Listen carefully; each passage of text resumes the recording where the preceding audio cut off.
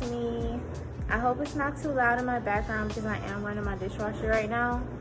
But I just wanted to talk a little bit about the things that I'm grateful for this year, because 2020 has been a really, really tough year for so many people. It's been a long, hard year, from, I don't know, the elections to coronavirus and everything in between. I personally have had an extremely rough year.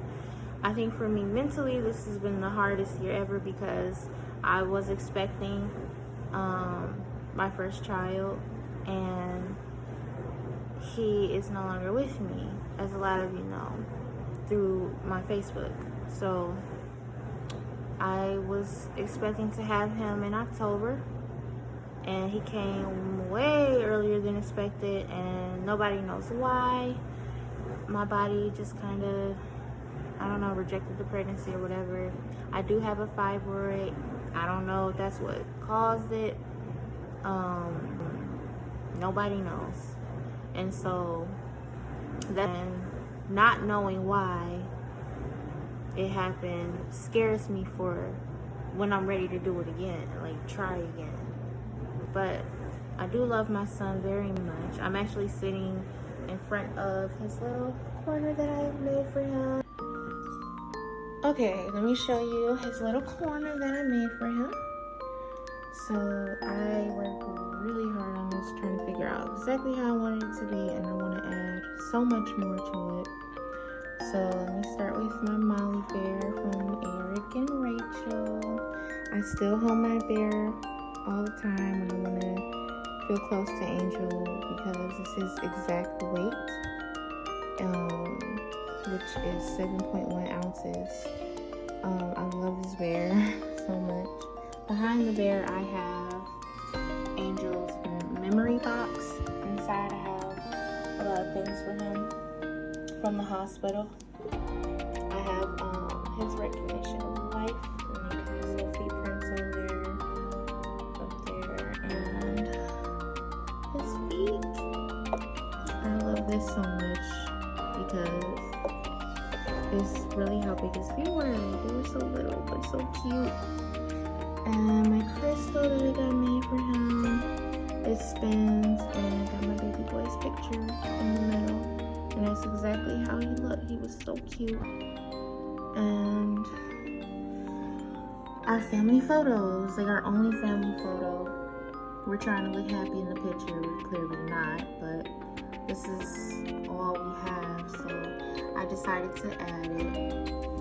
And then let me show you guys. Over here, I have this picture that I got made for Steven, and I found these at Hobby Lobby. I want to get some more things to add and actually put it in his corner. And I put these up because these were the only like hanging things I had for my new apartment. We don't have any pictures yet to put up. And I got this from my brother Aubrey and his wife Kelly over the summer, which I really love. So once I get more like pictures, I'm gonna put those over here and then take these and put them in the corner. Given that, you know, that happened, I lost him back in May, like the Friday before Mother's Day. At that, Mother's Day was tough. I know Steven's been struggling too mentally, and we just had just the worst, I don't know, it was just a really hard time dealing with it. I guess as hard as a time anybody else would. Like, a lot of people told me I was being strong about it, and it's like, well, I don't know how else to be. I'm just surviving. I'm just trying to get by, and I have to get used to not having him, and that's really the hardest part. That's really the hardest part about not having him, is just living without him, knowing that he's a part of our family, that he was a part of me, and he's not here with me anymore. I'm grateful for my parents, because without them being there for me the way that they were this summer, I I don't know, I probably would have lost my mind, honestly.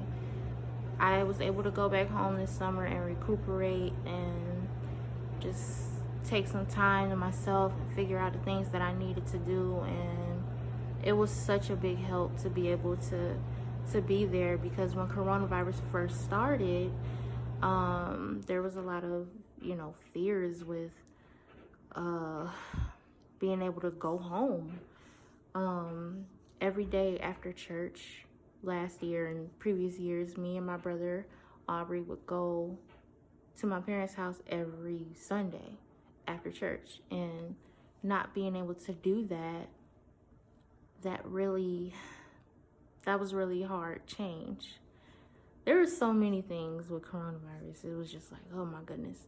But that was a really hard change, to not be able to see them as often as I wanted to anymore. To be able to reach out and touch them and hold them. Like, I'm grateful for technology, because we have face chat, video time, face chat.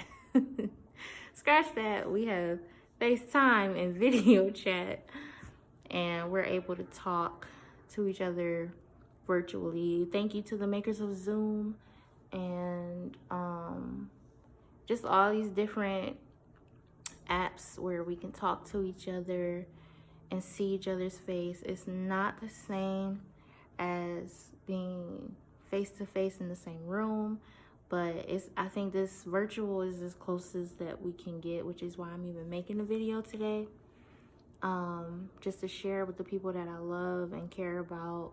I just want to say thank you for being there for me. Aubrey, you've been a rock. My brother, thank you so much. I love all my brothers and my sister. Courtney, you've been there for me a lot, checking in on me, calling me. Janae, you've been there for me. Sybil, you've been there for me. Brandon, Marissa, like all of you guys, I really am just so grateful to have you. My cousin Sean, you've been inboxing me. Thank you. Tracy, I'm grateful for you, because you, like, you know, you've been thinking about me a lot too. Marsha, you've been inboxing me. Thank you. Like, everybody who has, you know, sent me gifts. Micah, thank you. Rachel, Eric, thank you. Just everybody who's been there for me. There's so many people who I can name, and I just want to say that I'm grateful for you this year, because it's been a tough year for me. I really, if I didn't have so many people who were at least thinking about me, then I probably really would have lost my mind. Those pregnancy hormones are no joke. Like, I promise, I felt like I was going through postpartum depression, which I don't know for sure if you've had a miscarriage. Does it still affect you the way that it would if you carried a baby full term or whatever? But I definitely was going through mentally, and it was hard to put on a brave face and pretend that everything was okay even when I didn't feel like it. And my therapist, thank you too. Like, I had to take grief therapy to help me a lot, and it helped a lot. Like, I'm able to, I do still have days where it's hard to get up in the morning, and I do still have days where I don't want to do anything but lay there. But I have, you know, responsibilities and things that I have to take care of that I can't let fall back because I'm feeling sad or down. I can feel it in that moment and then get up and keep moving. So I'm just thankful and grateful for everybody. Steven, I'm grateful and I'm thankful for you. Baby, I love you, and I hope that we continue to do great things and have a successful relationship, because it's been hard. It's been hard for us. So, you know, we finally got our apartment. Yay, I'm so happy. It's helped a lot to be able to have our own space. You know, the end of the year has just been a little bit calmer. Again, I just want to say I'm grateful for my family and my friends. I think that's the biggest thing, and I really feel it. Like, you know, a lot of people like say that before you really even like go through something in your life. Like I don't know, you'll be at school or something and say, all right, write down what are you thankful for or something, and then everybody's like, oh, I'm grateful for family. But no, I really am. I really, really am, because I would not have made it this year if it wasn't for you guys. So thank you. Thank you. All my friends that have been there, all of my family that have been there. I love you guys so much, and I am very grateful. So, yeah, love you guys.